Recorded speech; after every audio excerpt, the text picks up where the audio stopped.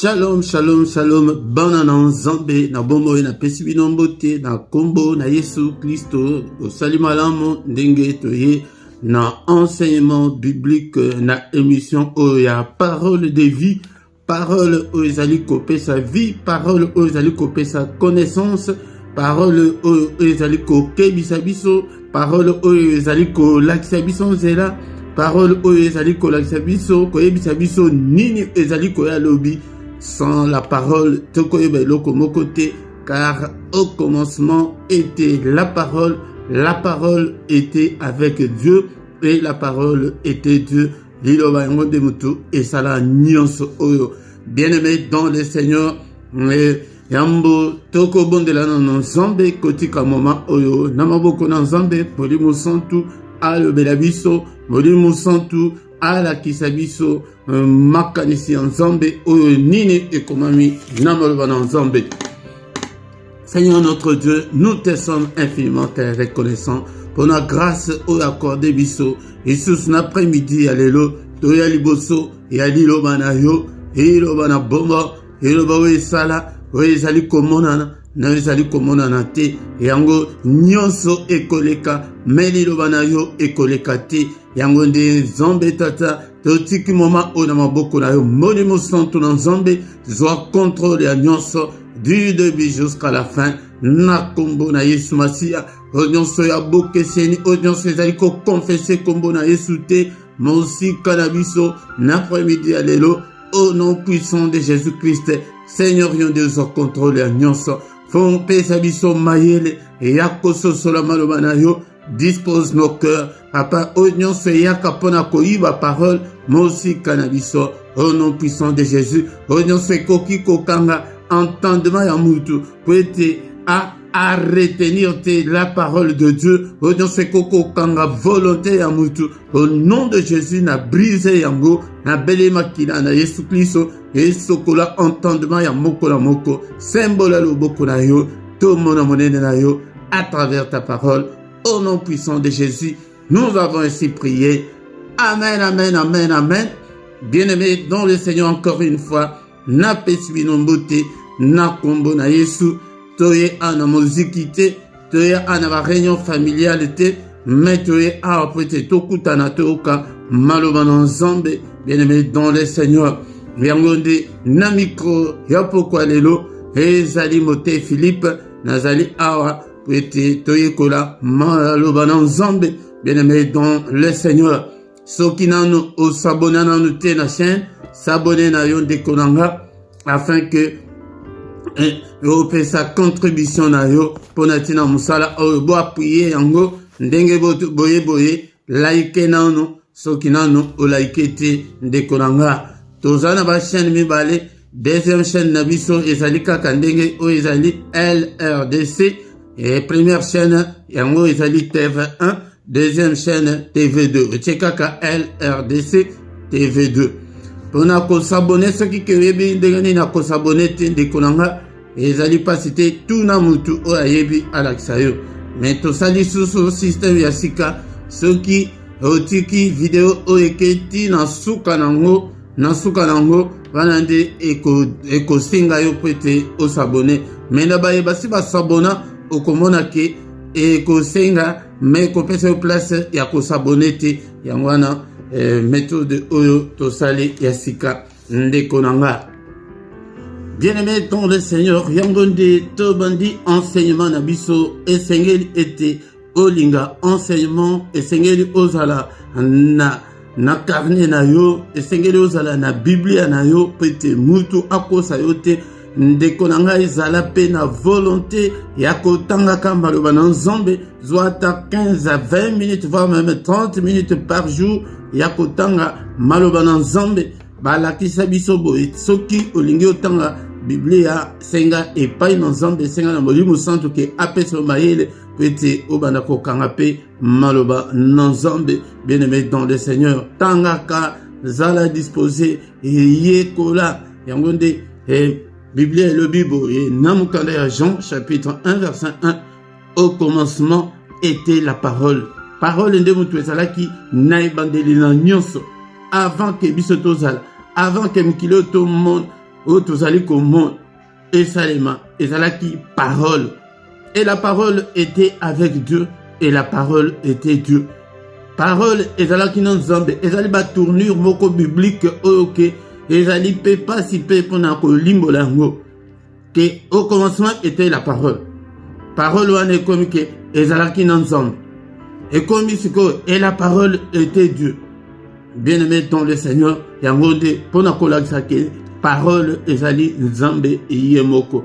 Mais ce qui toke plus loin dans Jean awa tokomona dans verset 14 et comment que et la parole a été faite chair. Il bana ezalaki bandelwana et salama mutu. Et elle a habité parmi nous, plein de grâce et de vérité. Et nous avons contemplé sa gloire, une gloire comme la gloire du Fils unique venu du Père. Parole wana ezalaki na bandelwana ezalaki nzam, ezalaki na nzam.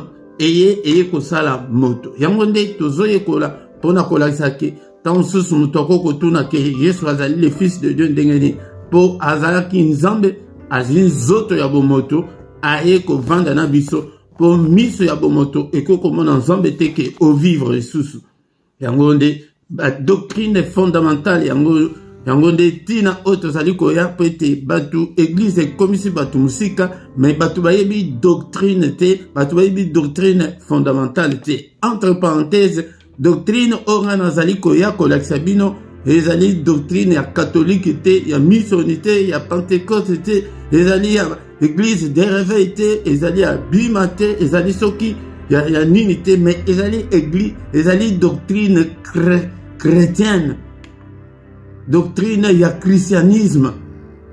Bien-aimé dans le Seigneur, c'est que mutunyon so aiba doctrine na biso aiba ke ndenge nini ezalaka. Église c'est ko ememi batu musika me batu bayebi doctrine te. Lilobana et salami nzoto. Et elle a habité parmi nous cette parole-là. Autre côté on a bien dans verset 1 wana. Yango defo comme va verset nyonso o. Mais le kola tozana temps moderne atana sima okoki koya kozonga la vidéo était olanda malembe. Et cette parole a habité parmi nous. On a des gens motoiseaux le bas des gens de bateau avant dans Christ pleine de grâce et de vérité. Donc grâce et tonda yango ndenge tondimeli to biki par la grâce ayakina grâce pe na vérité yango nde il faut mutunyo so ozala na vérité. Et nous avons contemplé sa gloire. Alors que tu contemples quelle gloire nae. Une gloire comme la gloire du Fils unique venu du Père. Il faut makambo oyo toyeba. Tosusu lango malam. Nazo mema bino boye pona ni potoyeba Jésus azali nani. Jésus azali nani. Bien-aimé dans le Seigneur. Yango teme na biso ya poko alelo ezali que nous sommes dans les véritables en Jésus-Christ, notre Seigneur et Sauveur. Tozali katina na ya solo ndekolanga yango de mutu akosa yote tozali koya tozongeli ba mater o ya doctrine pona ni pona ba doctrine ezali ebele ba enseignement ya lokuta ezali ebele. Ba faux Christ bazali ebele, ba faux prophète ba bimi bazali ebele. To kondimela bangote ndimela kaka Yesu kangama kaka na Yesu. Tozali déjà na kati ya dans le véritable là en Jésus-Christ.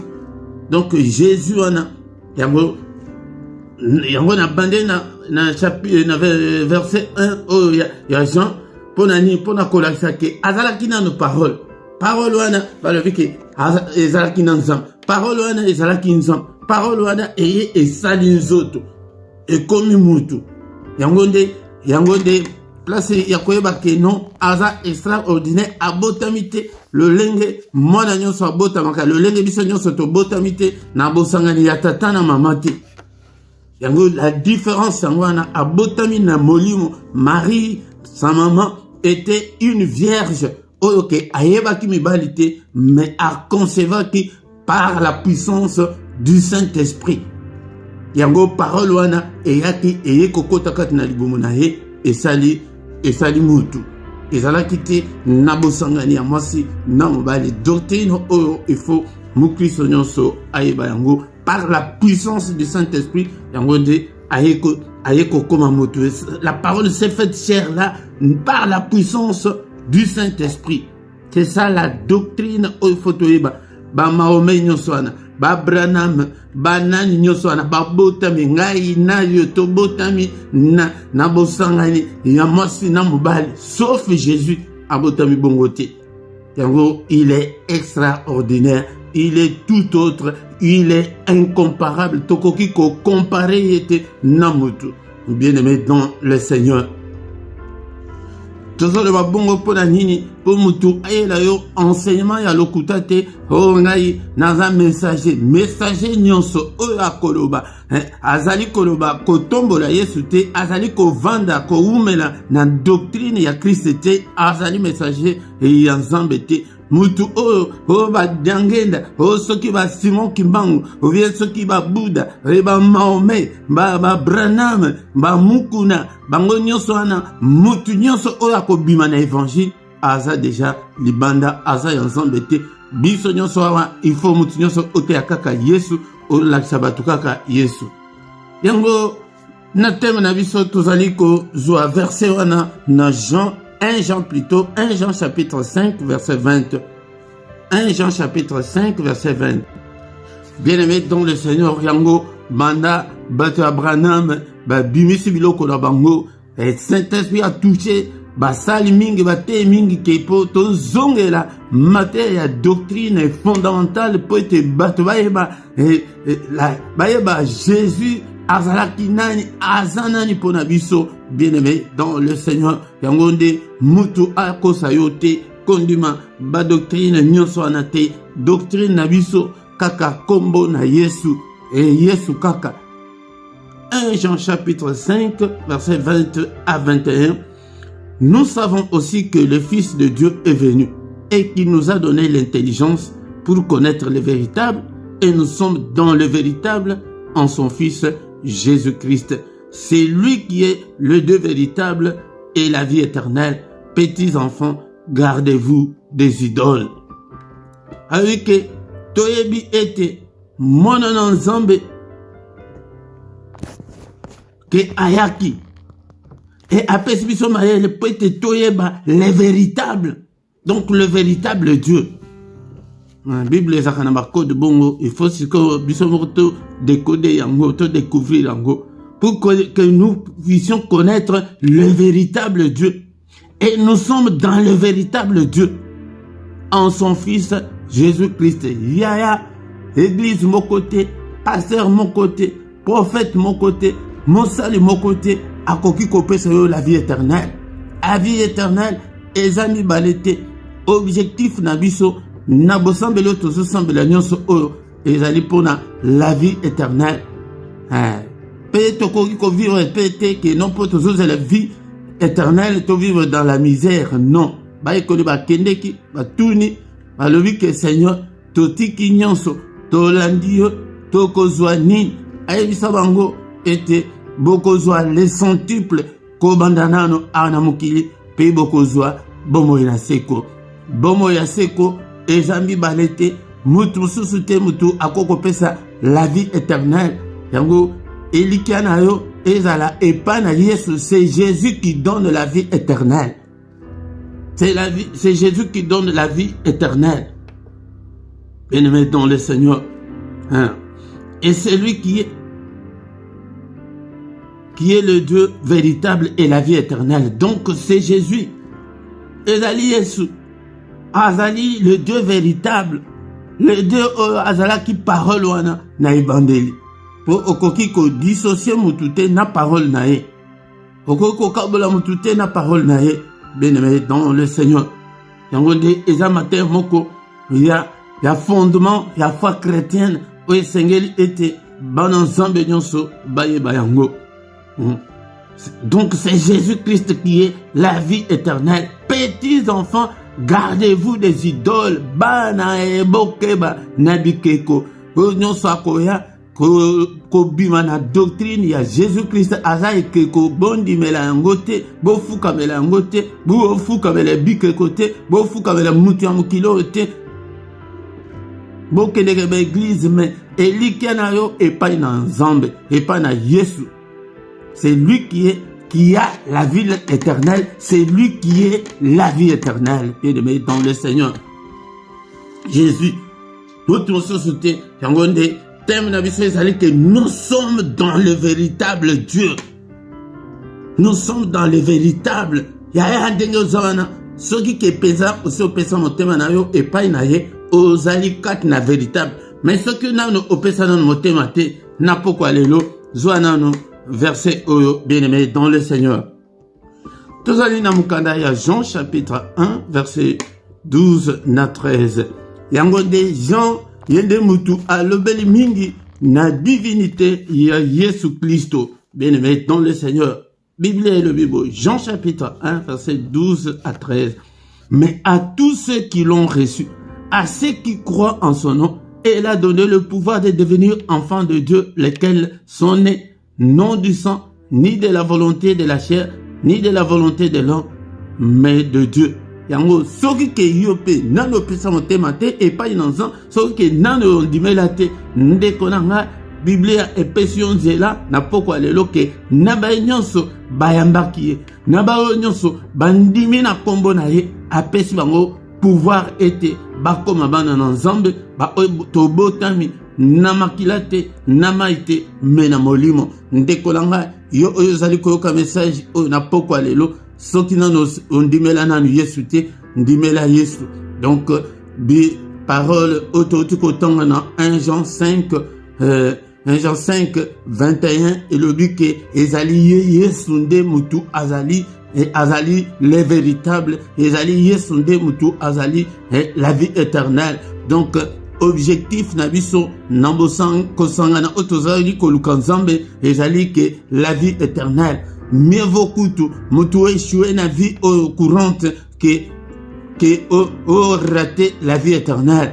Ezali ekoza la triste, ekoza la marmingi au réussir na mukili mais au échoué na vie éternelle. Bien-aimé dans le Seigneur, au kotika la kosoufi, au kokinde na enfer. L'enfer là, Nasina Yebisabino que le mot même enfer n'existe pas dans la Bible, mais bengaka na place wanaki les temps. Donc liziba moko lak moko ya moto lakwana moto ekozala lakwana ekozala na mulili moto ezali kotumbati na 3e degré mais mutupe azali kokufate parce que le premier ennemi au Seigneur akokanga ekozala liwa ekozala te. Est-ce que ozo fondamato na yo oyokanga na poko lelo bien-aimé dans le Seigneur mais yo oyo son dimela yeba que ozali dans les véritables ozali katina Yesu mais ceux qui ozali katina Branham ceux qui ozali na katina ba secte wana bimande na secte ceux qui ozali katina obsession okanga kaka na église na bino na pasteur na bino on dirait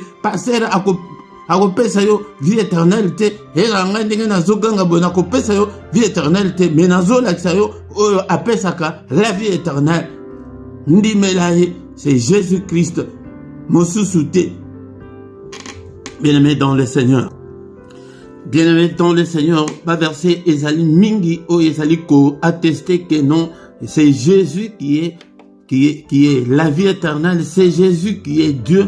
Yangonde bien-aimé mutu akosa yote ok bamususu bazoloba owana azali Nzambe ya mindele biso ifoto ndibela banzambe na biso metala ndenge likolo ezali lola ezakara moko yoka mabele ezakara moko même bitene ya Afrique ya Europe ya boye même mabele kaka pona kolakisa que nous avons qu'un seul Dieu banzambe bazali ebelete ndekonanga yangona tokotanga namukanda il y a 1 Jean chapitre 2 verset 22 et 24 on a 25.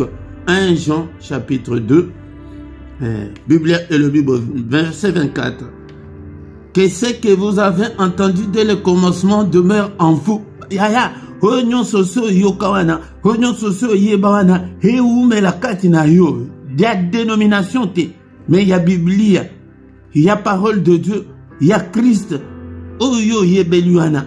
Verset na yo moko wana kangama nango. Mutu aya ko bimisa yo te na verset wana oyo yebi na connaissance wana ata ya verset moko wana kangama kaka nango. Mutu akosa yo te. Que ce que vous avez entendu de le commencement demeure et demeurer. Les alités que les lots, vous avez qui mon Christ, vous avez sur Makaya, vous avez sur Makamabe. Non. Si c'est que vous avez entendu de le commencement demeure en vous. Soki ke oyo yoki wana oyo yebi oyo zalakanango wana tous les jours. Soki ke e umelikat na yo. Vous demeurez aussi dans le Fils et dans le Père. Yaya. Kaka oyo yebi wana soki kaka umeli te obimi nango te e vandi kaka kati na yo ke zongeli makamabe te yo oyo sotika makamabe mais soki otiki yango zongi kati na mokili mawa mais soki umeli kaka olobi ke nzoto nakoko tika kopesa ngo na kindumba te na pite te kaka ndenge kaka vandi wana soki umeli kaka bon donc tu es et dans le Fils et dans le Père. Osa ensemble. Tina ya teme na biso ya ke nous sommes dans le véritable. Tozali na kati ya véritable yango nde umela. Tinenge kokufa. Tu dois demeurer fidèle comme ça jusqu'à la mort. Si tu demeures fidèle comme ça jusqu'à la mort, tu es et dans le Fils et dans le Père. Yaya. Momonis ke tozali na kati ya véritable. Yango poboye bake ezali orgueil te pona kolasa ke na mokili mobimba ezali biso ba chrétien ba otozaka na nzambe ya solo. Yango ndeko nanga. Alléluia. Alléluia. Dans verset 25. Et la promesse qu'il nous a faite, c'est la vie éternelle. Matthieu Moussous national ba ke kabamba ya promesse Jésus appelle sa biso OK batunyo sona ba apesa bapesa batuna bangote ezali la vie éternelle. Yaya, focalise-toi sur la vie éternelle. Comment est-ce que tu peux rester ferme dans la foi pour hériter la vie éternelle?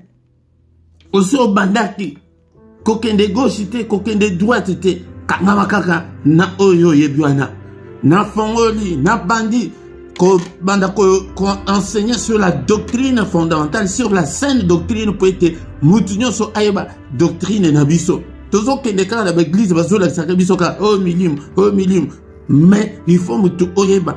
Yabo yozo kate ke non, soki o demeurer. Donc soki o umele, ke zala ki munoko. Oboya munoko. Ozala ki ndumba, otika ki ndumba. Ozaki moyibi, otika moyibi. Mais ce que otika likaka bongo ke ozongeli susu moyibi te. Donc ozali kati na Yesu, ozali kati na mwana, ozali pe kati na papa. Ah, le Seigneur penza. Véritable, tozana kati ya véritable. La promesse wana ezali wapi. Totanga na Jean chapitre 14 verset 1, na 2, na 3. Ezali chapitre oyo na lingara mingi ezali na ma verset oyo ke oyo pesaka biso assurance. Na sito tangango mais tozali koya pona kolakisa biso ke mutu nyonso ovandela na base opposé fondement aux fondations oyo vanda kati na yo. Seigneur a le Bible. Que votre cœur ne se trouble point. Dans Jean chapitre 14, verset 1 tina 3, tu sauter, tu verset 6. Que votre cœur ne se trouble point. Croyez en Dieu et croyez en moi.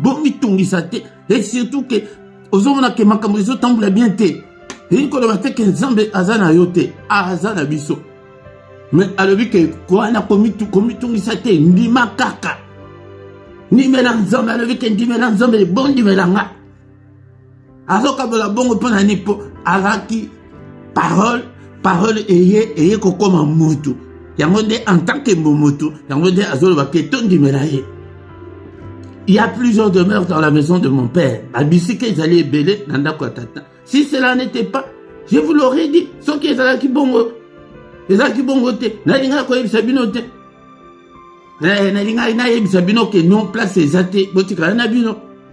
je vais vous préparer une place. T'as la promesse, la promesse, c'est tout autant que non, la promesse qu'il nous a faite, c'est la vie éternelle. Je vais vous préparer une place. Verset 3, et lorsque je me serai allé et que je vous aurai préparé une place, je reviendrai. Alors, nazali kokeni, kobongsi la vie de bisika. Ceux qui n'assistent kobongisa, nakozonga, et je vous prendrai avec moi. Nakozwa bino, afin que là où je suis, vous y soyez aussi. Bon, mon promesse en haut. Que pour et sika oyazali, bisope tozala.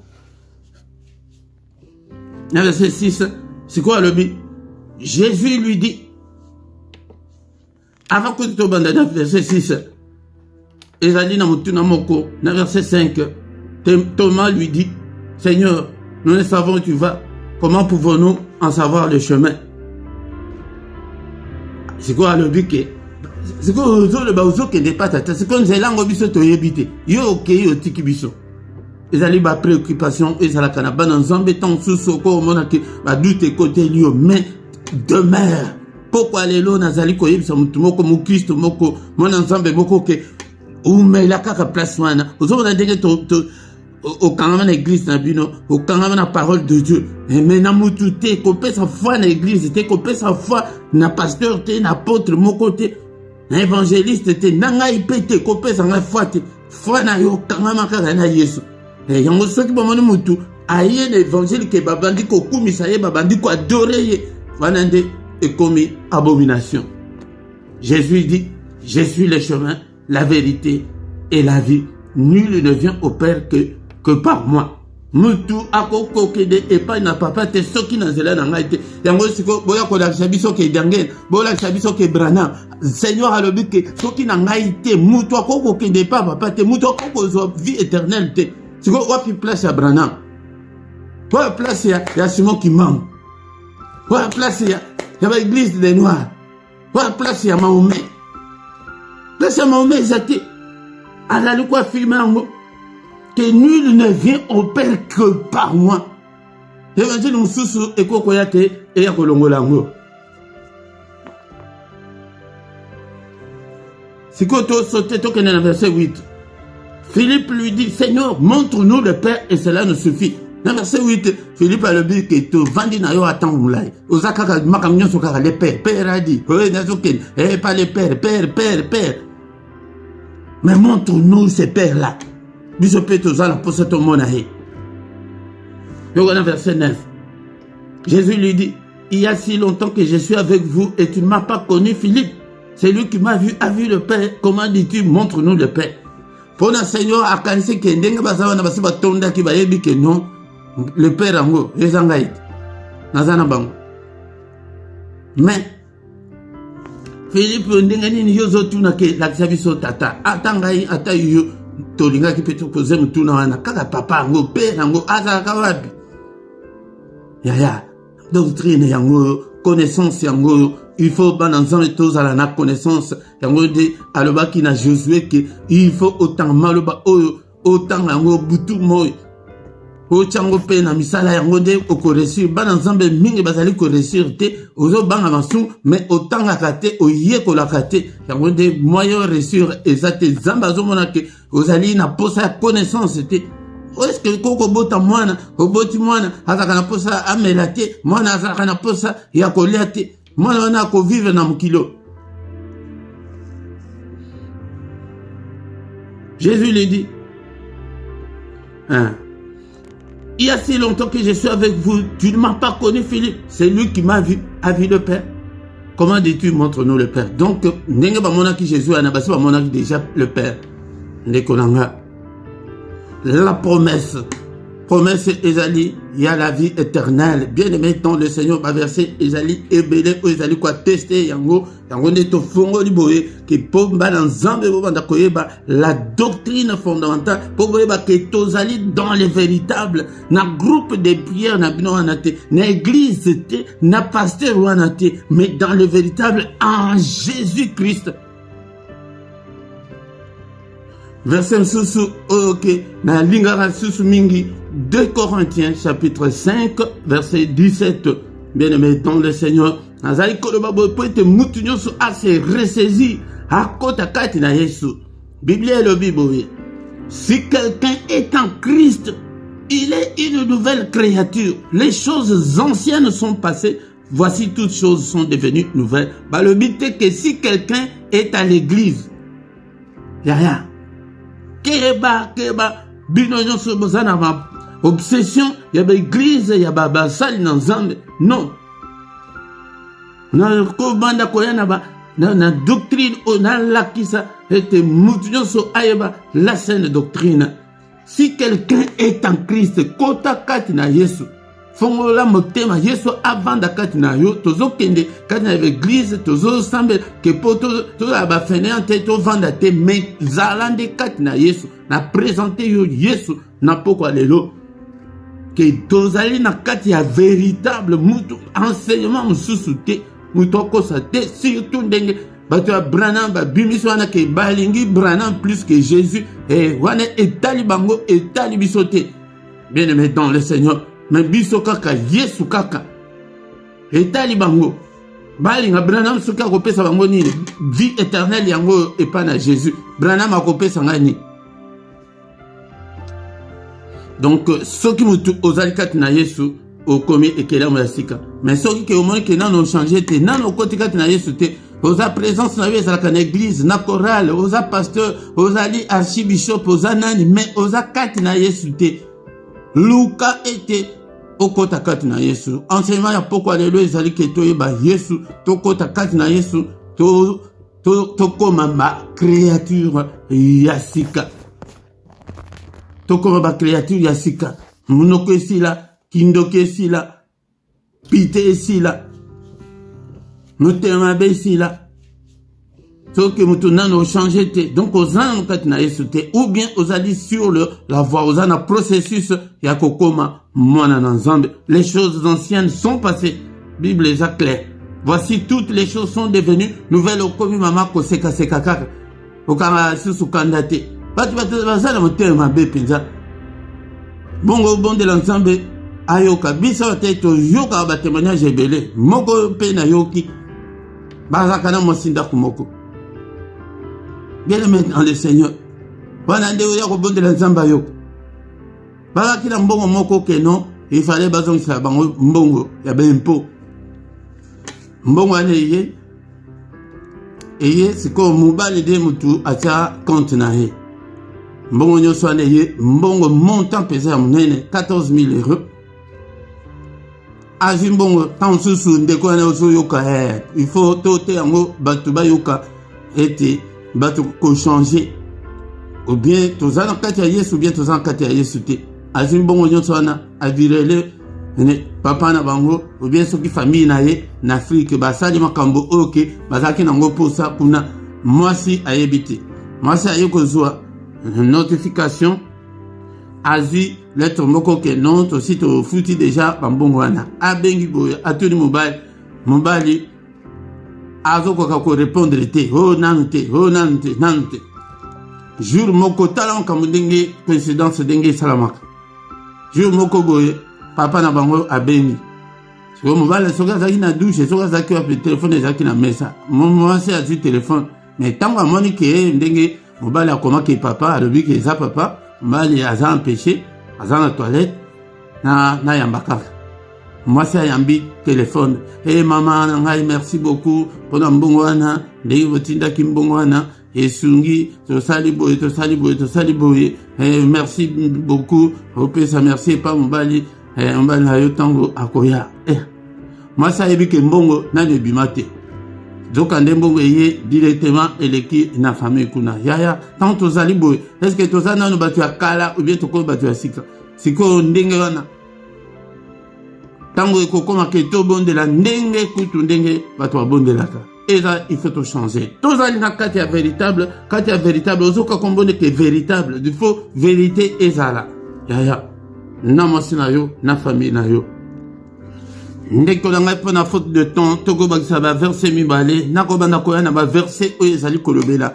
la sainte doctrine ya christianisme pete mutu akosa yote ndekonanga yango zoaka zalaka na biblia na yo tanga zongela net ba enseignement boye soki leki oye ko zongela ngo soki oyoki mbala moko yoki yango mbala mibale ba verset msusu ekokota ekovanda eke enseignement wana otozolobela awa mutu tango akoya aye kolakisa yo neti bato ya Branham ayeli yo brochure yoyebisa ye kaka mbala moko ke bosala Bible na bino moko mais awa véritable kozala lisusu dans les véritables nakati ya Biblia nakati ya Bible mais ba mususu bazali ko déformer ba passage biblique bazali ko utiliser ngo selon ndenge et ezali ko sunga bango. Jean chapitre 3 verset 16.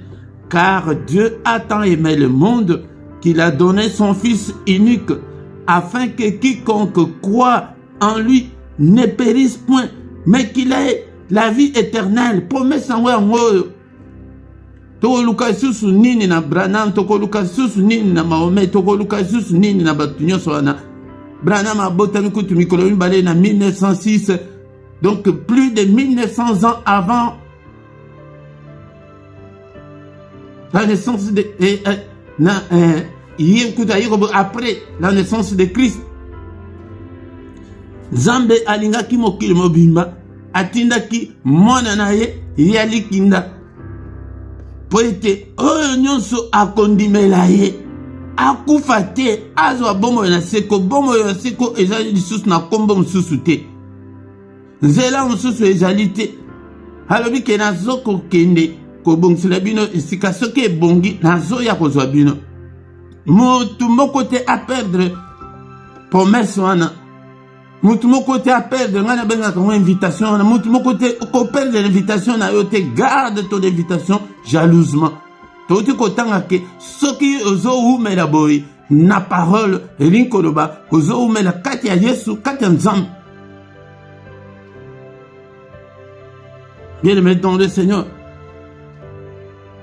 mutu nyonso quiconque croit en lui, même mutu oya soki ke ondimeli ete ke ondimeli Branham ezela Branham soki akopesa yoni yepe akozala juge kaka lokola biso. Akufa mikwa na ye pola na 1965 lelo azali na sama bele ndenge papa na nga akufa papa na nga atikala osekwa te ndenge pe Branham azali ndenge pe nga na kokufa lobi wana kuna pote liwa ezali pona mutu nyonso ndenge yo ndeko ozali koyoka to okufa biso nyonso mais tokosekwa te. Mutu moko kaka mutu asekwa Jésus Christ de Nazareth oyo nazali kolakisa yo ye nde mopesi vie éternelle, ye moko kutu vie éternelle. Siko oyo Branham akopesa yo ekoutela wana